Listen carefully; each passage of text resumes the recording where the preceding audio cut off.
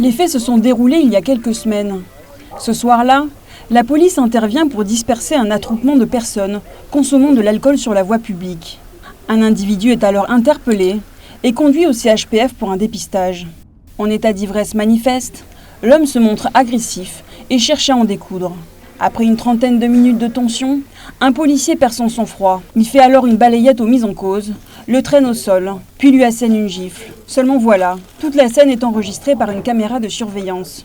La direction de l'hôpital fait alors un signalement au procureur de la République et une enquête est ouverte. Le jugement a été quand même assez sévère par rapport aux faits qui lui étaient reprochés. C'est-à-dire qu'il a été condamné à 8 mois et 1 an de suspension du droit d'exercice sa profession.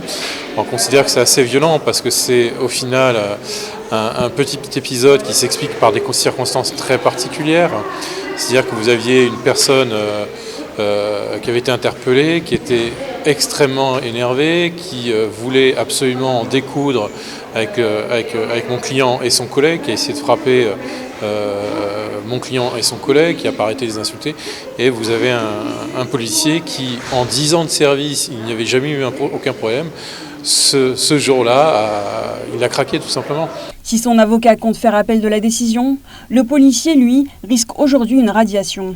Il y a une procédure disciplinaire qui est en cours, on verra bien les sanctions éventuelles qui seront prises à son encontre. Ça pour l'instant je pense qu'il est un peu trop tôt pour envisager l'hypothèse d'une sanction et dans l'affirmative la nature même de la sanction. Donc là objectivement on va faire appel de cette décision, on verra bien ce que décidera la cour d'appel. Mais si une radiation devait intervenir, elle émanerait de plus haut, c'est-à-dire du ministère de l'Intérieur à Paris, après avis du Conseil de discipline.